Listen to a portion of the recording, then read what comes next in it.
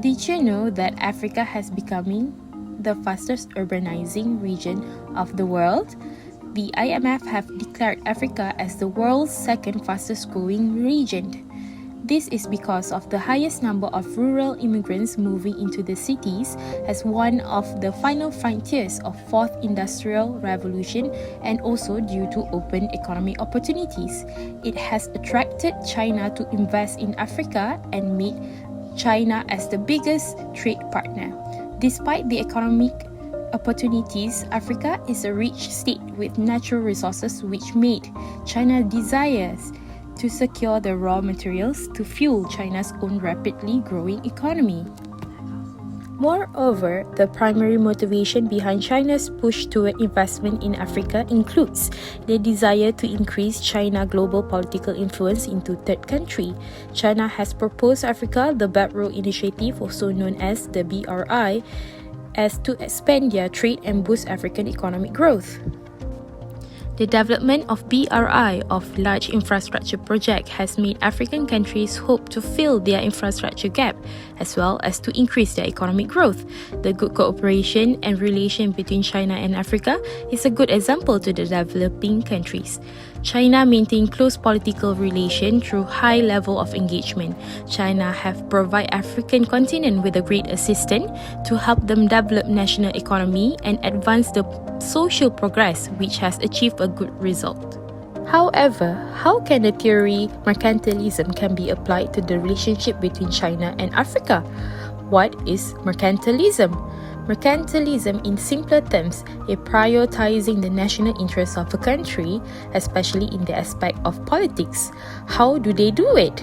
By zero-sum game. One benefits all. The questions are, why and how China is associated with mercantilism theory. Firstly, Africa has abundant natural resources such as oil that will ensure the economic development and rapid incline in China. Secondly, African market that expanding have given the opportunity for China to use it as a medium to export their cheap manufactured goods that will surely benefit the investment and the financial aid into a good use. Third would be by providing the financial aid that Africa desperately in need. This will give the China the soft power, in other words, influence over decision-making process in the future.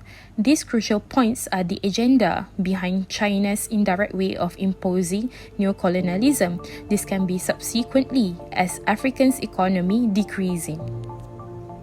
China is not only seeking to control Africa's resources and market, but also aiming to colonize the region and accused of being engaged in a smart colonization project and going global strategy.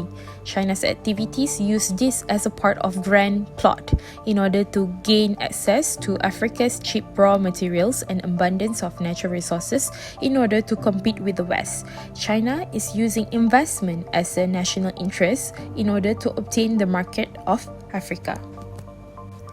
Poor transportation infrastructure in Nigeria has been a major economic problem to the development of its industries. In 2002, after a long time neglecting, the government aimed to rehabilitate the existing railroads toward higher capacity standard gauge tracks and connects all major states and economic hubs by a new railway networks.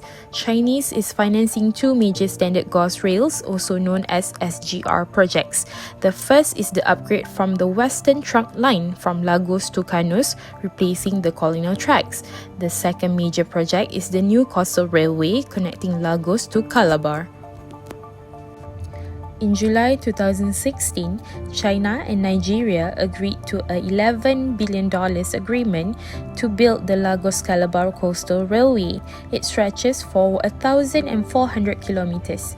The Nigerian Ministers of Transportation, named Chibuike Amici, signed the agreement on behalf of the federal government with the China Civil Engineering Construction Corporation, known as CCECC. At that time, at least at the first segment of the project, a rail line that will connect the cities of Port Harcourt, Calabar, Uyo, and Aba will be completed. China railway investment bring connectivity advantages, benefiting local industries and potentially attracting greater investment to the Africa continent as well as to boost the African economy. However, there are other reasons for China's investment on railways. The contract and its investment to build the railways shows that China is using mercantilism, pursuing freedom of market and capitalist ideals in its activities in Africa.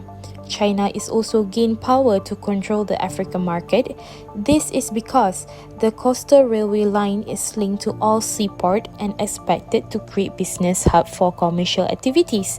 China wasted no time stepping into the power vacuum, laying the political and economic inroads that have given Beijing the advanced position that China has today. According to China Investment Global Tracker, starting the early year of 2000 until 2018, the Chinese government have invested more than $299 billion in sub-Saharan Africa.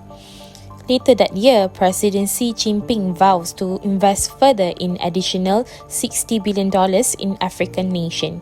Why do President Xi Jinping so interested in Africa? What makes Africa different from other low-cost nations such as Vietnam or other Southeast Asian nations? To look further on the point of view, is China is actually using investment as a method of implementing neo-colonialism toward Africa.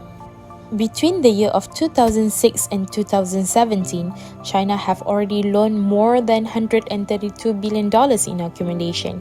A Chinese firm in 2017 built a railway that connects from the capital city of Kenya named Nairobi until port city named as Mombasa, which is the mode of transportation for the people and also the business owners. In return, China have conquered the market of Africa to the point of the usage of Chinese yuan is acceptable during transaction in African countries. Other than that, the abundance of raw materials and cheap labor in African countries are all obtained by Chinese firms. Many researchers state they are worried that Africa are unable to pay these debts, so what it call as the debt traps, huge amount of money and a long-term contract to repay back the amount, similar to the case between Malaysia-China that gathered the attention of the public. In a nutshell, the situation between the two nations have evolved through years of international relation.